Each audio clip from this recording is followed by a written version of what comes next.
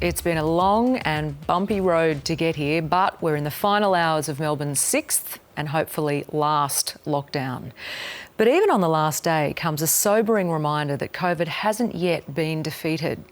2,232 new cases were recorded in Victoria today, the second highest daily total since the pandemic began, and sadly there were 12 deaths.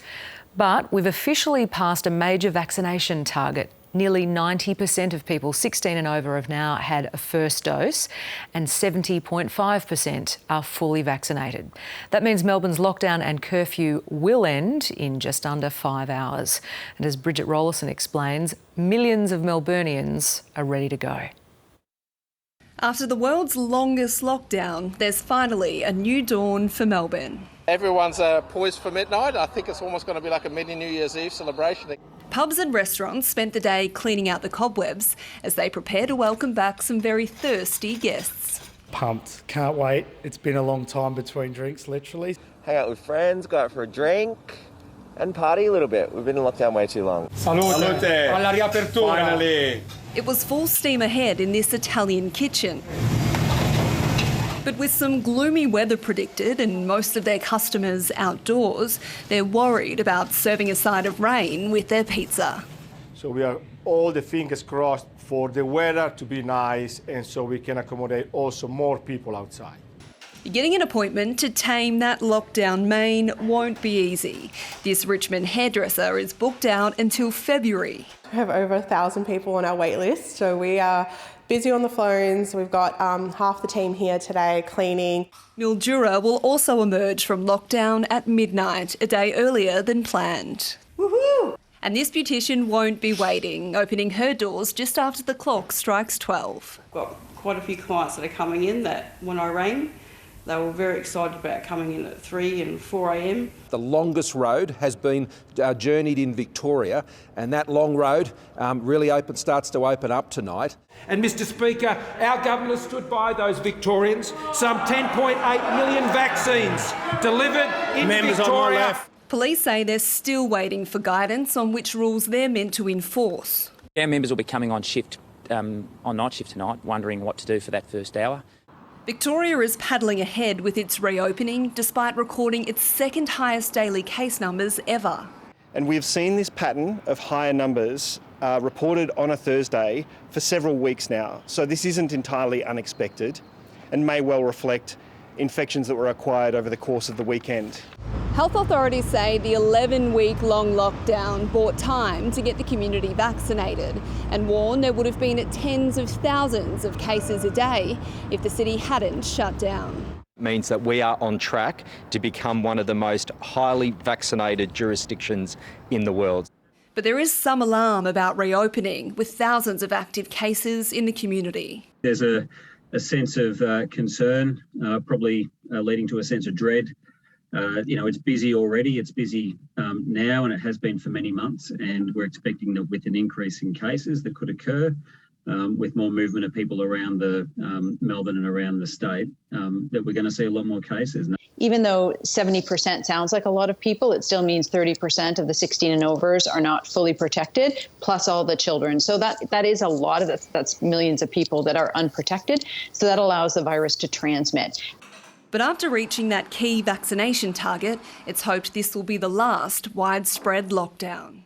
Proud to be Victorian. I think we've all done really, really well. Bridget Rollison joins us from Brunswick, where many restaurants are busy prepping. Bridget, what's happening where you are? Well, preparations are in full swing here at Rumi tonight. We've got chefs prepping away, they're cooking away in the kitchen there as they prepare to welcome 20 guests for a Middle Eastern midnight feast. Now, these restaurant owners understand that Melburnians have done it tough throughout these lockdowns and their mental health has suffered. So tonight they'll be donating all of their proceeds to Beyond Blue. Now, Rumi is just one of several businesses that will be opening as soon as the clock strikes 12, and Tam, the countdown is well and truly on. Bridget, on another issue, we understand the government's poised to make an announcement about hotel quarantine. What more can you tell us about that one? Well, the ABC understands that Victoria is planning to scrap all quarantine requirements for international arrivals. So that means all fully vaccinated people coming in from overseas to Victoria won't have to do any quarantine, either in home or hotel quarantine, if they're fully vaccinated and if they have a negative test. Now, this comes after New South Wales announced exactly the same thing last week, and we're expecting the Premier might have more to say on this tomorrow, but the changes are expected to come into force on November 1. Tam? Bridget Rollerson, thank you. So, what are the new freedoms and who can enjoy them? Mary Gearan takes us through exactly what happens from 11:59 tonight. The end of lockdown heralds the scrapping of the curfew and you won't need a reason to leave home. But there's a catch. Only fully vaccinated Melburnians will be able to enjoy all the new freedoms. If you're double dosed, you're allowed to have 10 people in your home. 15 people can gather outdoors, so some training for community sport can resume. You can go to the pub for a beer or eat out at a restaurant. Hairdressers and beauty salons can reopen, and you'll be able to swim laps at your local outdoor pool. But there will be density limits, and masks are still mandatory, both indoors and outdoors, with the usual exceptions. Weddings can be held with 20 fully vaccinated people allowed indoors and 50 outdoors. Funerals have the same limits. Although lockdown is over, Melburnians can't visit regional Victoria just yet, and regional Victorians can't go to Melbourne. The travel ban will be lifted when 80% of eligible Victorians are fully vaccinated. Although banned from regional Victoria, Melburnians can visit the Mornington Peninsula, which is considered part of the metro area. Businesses are busy getting ready for an influx of tourists there, but not everyone's happy. It seems a glass of wine with friends is first on the list for many lockdown-weary Victorians. Phone calls non-stop all day.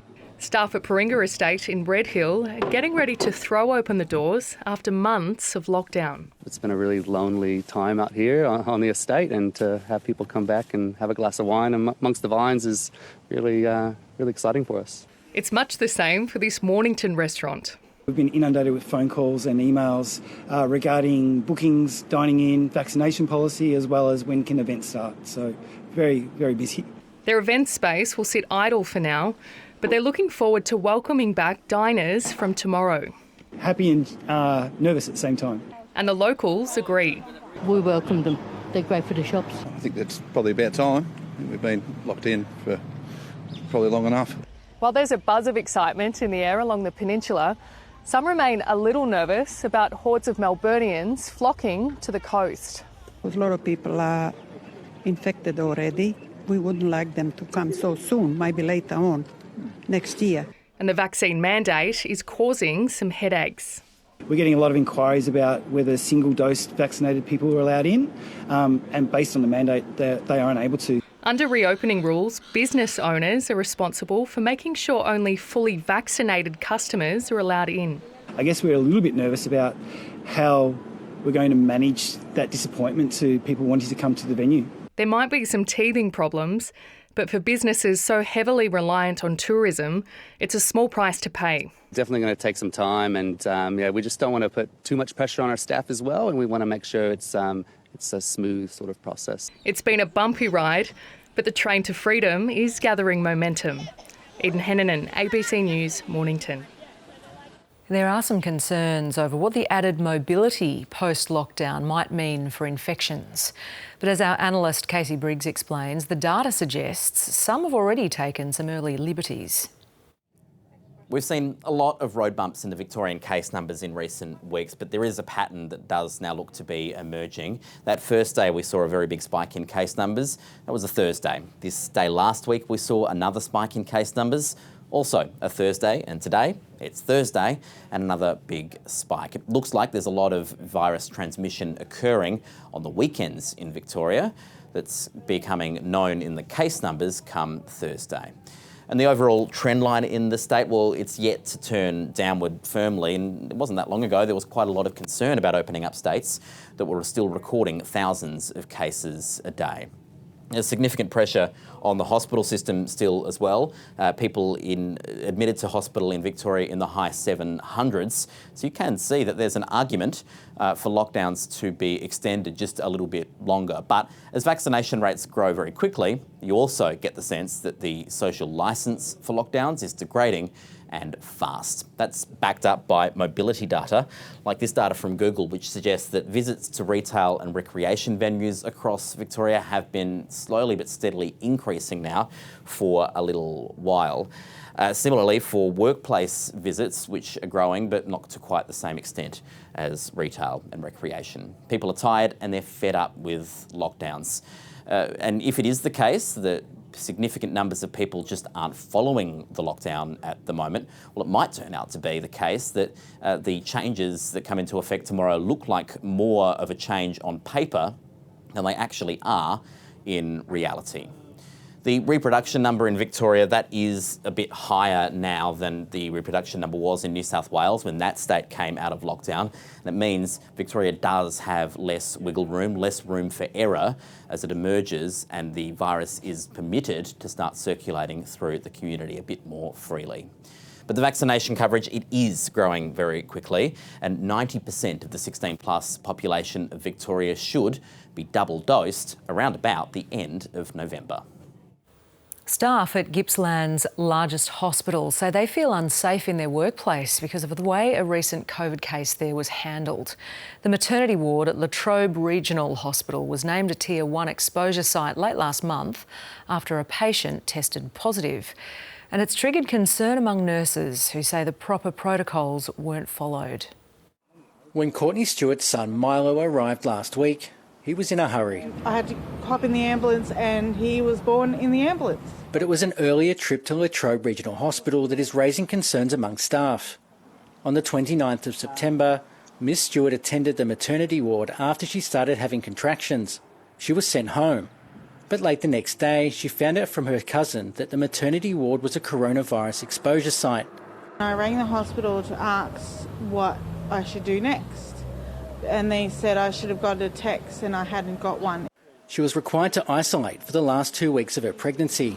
I was stressed and it just made me more anxious about if I had been exposed. After the exposure was announced, the hospital's nurses raised their concerns with management, accusing Latrobe Regional Health of not providing adequate personal protection equipment for staff, failing to have parts of the hospital cleaned to the department's standards, and failing to notify some staff for more than 24 hours that they'd been exposed. One of the best things that the hospital could do was to come out and say, we managed the situation poorly, and this is what we've learned. But the hospital says it's met the Department of Health's requirements around PPE and cleanliness. People's levels of anxiety are really high at the moment, and so that's why we are doing all we can to support our staff through this pandemic. WorkSafe has issued the hospital with 3 improvement notices relating to cleaning and airflow in the maternity ward. The hospital says it will make the improvements to the cleaning. There's always areas where we can improve our services, and our cleaning staff have taken on the recommendations from WorkSafe. The hospital says the fact none of its staff contracted COVID was proof its protocols were adequate. Jared Whittaker, ABC News, Traralgon.